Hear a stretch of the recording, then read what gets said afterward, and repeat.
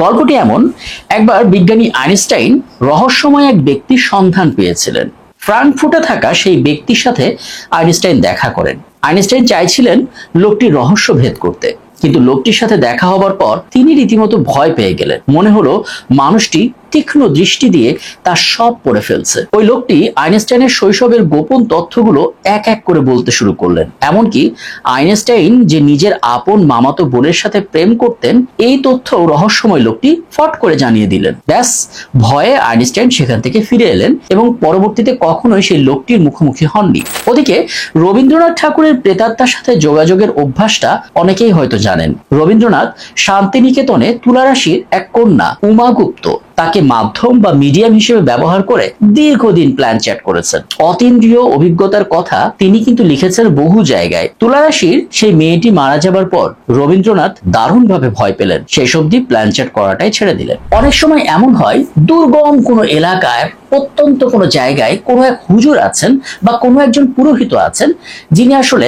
একজনকে দেখেই তার তো বটেই তার 14 গোষ্ঠীর ইনফরমেশন দিয়ে দিচ্ছেন এবং সবাই তার কাছে যাচ্ছেন সমস্যা নিয়ে, প্রয়োজন মেটাতে এবং পরবর্তীতে নানামুখী সমাধানও পাচ্ছেন। প্রশ্ন হচ্ছে, এই বিষয়গুলো আসলে কিভাবে ঘটছে? আসলে ভয় সবসময় অযৌক্তিক বা অমূলক নয়।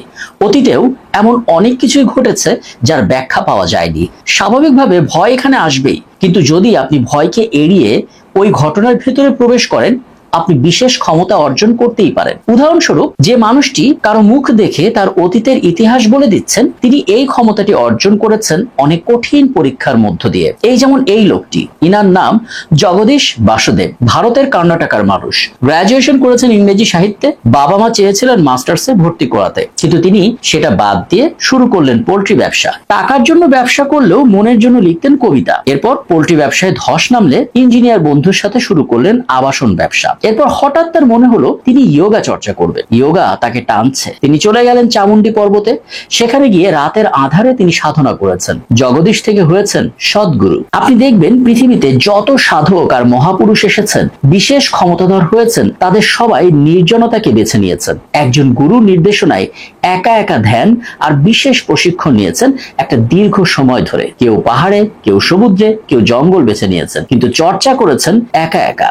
খেয়াল করুন, এসব সাধকদের ভেতরে যদি ভয় কাজ করত, তারা কি পারতেন কোনো নির্জন জায়গায় রাতের অন্ধকারে একা একা বসে এই সাধনাগুলো, এই চর্চাগুলো করতে? পারতেন না। তাহলে বোঝা গেল, বিশেষ ক্ষমতা অর্জন বা আধ্যাত্মিকতার পথে সবচেয়ে বড় বাধার নাম ভয়। এই যে আমরা প্রায় ভূত প্রেত নিয়ে কথা বলি, এগুলো আসলে কি? সোজা বাংলায় এগুলো হচ্ছে কোনো এক অদৃশ্য সত্তা, যেটার উপস্থিতি আপনি হয়তো কখনো প্রমাণ করতে পারবেন না, কিন্তু কখনো কখনো বিভিন্ন অবস্থার প্রেক্ষিতে সেটা ফিল করতে পারবেন। ব্যাকরণ বলে এই সত্তাগুলোকে আপনি দেখতে পাচ্ছেন না, কিন্তু এগুলো আপনাকে দেখছে। বিষয়টা আগের ভিডিওতে ডাইমেনশন থিওরি দিয়ে বোঝানো হয়েছিল। উপরের ডাইমেনশনে যে থাকে, সে নিচের ডাইমেনশনের বাসিন্দাদের দেখতে পায়। তাহলে জিন বলে যে জাতির কথা পবিত্র কোরআন এবং বাইবেলে লেখা আছে, তাদের অস্তিত্ব উপরের ডাইমেনশনে, যাদেরকে আপনি দেখছেন না। এখন ওই ডাইমেনশনে কেউ যদি আপনার সাথে যোগাযোগ করে, প্রচলিত গ্রাম বাংলায় এটাকে বলে ঘাড়ে জিন ভর করেছে বা ভূতে ধরেছে। আর তাদের সাথে এটা বেশি ঘটে যারা অতিমাত্রায় ভীতু। অথচ আপনি যদি ভয় না পেয়ে ভিন্ন ডাইমেনশনের কারো উপস্থিতিকে বা যোগাযোগকে সহজভাবে নিতেন, জীবনটা অন্যরকম হতে পারত। এজন্য বলা যায়, ভয় আপনার অপার সম্ভাবনাকে নষ্ট করছে। তাহলে আমরা বুঝতে পারছি আপনার জন্য কতটা বড় ঝামেলার বিষয় হচ্ছে ভয়। এবার আসুন ভয় থেকে বেরিয়ে আসার কয়েকটা টিপস জানার চেষ্টা করি। প্রথমত, সিদ্ধান্ত নিন যে আপনি ভয়কে নিজের জীবন থেকে চিরতরে দূর করবেন। কোনো ভয়কে প্রশ্রয় দেবেন না। দ্বিতীয়ত, আপনি ভয়ের কারণ খুঁজুন, দেখবেন ভয় চলে গেছে। এজন্য যখন ভয় লাগবে, সাথে সাথে নিজের মনকে প্রশ্ন করুন, ভয়টা কিসের? যে ভয়টা করছেন সেটা বাস্তবে ঘটলে সর্বোচ্চ কি ক্ষতি হতে পারত? ধরুন আপনি জিন ভূতের ভয় পান। এবার আপনি ভাবুন, জিন আপনাকে নিয়ে আসলে কি করতে পারে? সর্বোচ্চ মৃত্যু। এখন মৃত্যু যখন অনিবার্য, তখন ভয়টা কিসের? এমন তো না যে জিন ভূত আপনাকে না ধরলে আপনি অমর থাকতেন। অনেকের লাশ ভীতি আছে, মৃতদেহ দেখলেই ভয় পান। তাদের এটা মাথায় রাখা জরুরি, একজন মানুষ যখন মারা যান, তার দেহটা থাকে নিথর। নিথর দেহের কোনো শক্তি নেই, কয়েকদিনেই পচতে শুরু করে। এই সহজ বিষয়টি মাথায় রাখলে ভয় থাকার কথা না।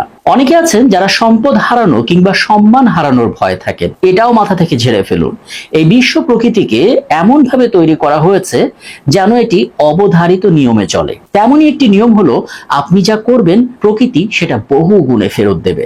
যেমন একটি আমের আঁটি মাটিতে পুঁতে দিলে সেটি বড় গাছে পরিণত হয়ে শত শত আম দেয়, তেমনি আপনার একটা ভালো কাজের ফলাফল প্রকৃতি বহু গুণে ফেরত দেয়। আপনি যদি নিজের কথা, কাজ আর চরিত্রে সৎ থাকেন, সম্মান আপনার প্রাপ্য, সেটা হারাবে না। এটা সম্পদের ক্ষেত্রেও প্রযোজ্য।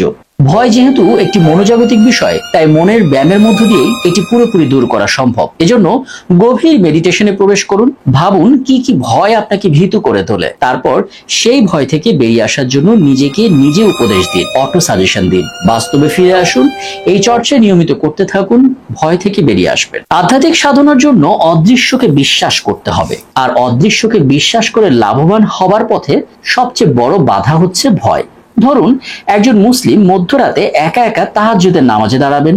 সনাতন ধর্মের একজন মানুষ কোনো নির্জন জায়গায় বসে একা একা শিবরাত্রিতে পূজা করবেন। প্রবারণা পূর্ণিমায় একজন বৌদ্ধ মতাদর্শের মানুষ চাঁদের আলোয় একা একা ধ্যানে বসবেন কোনো দুর্গম পাহাড় ঘেরা অরণ্যে। এসব ক্ষেত্রে যদি ভয় কাজ করে, তারা এই কাজগুলো করতে পারবেন না। কিন্তু এই ভয়কে যদি দূর করা যায়, এই আধ্যাত্মিক সাধনাগুলো মন দিয়ে করা সহজ হয় এবং বিশেষ সৌভাগ্য লাভ করা যায়। প্রতিদিন আয়নার সামনে দাঁড়িয়ে কিংবা চোখ বন্ধ করে নিজেকে নিজে 100 বার বলুন, আমি সাহসী, আমি সাহসী, আমি সাহসী।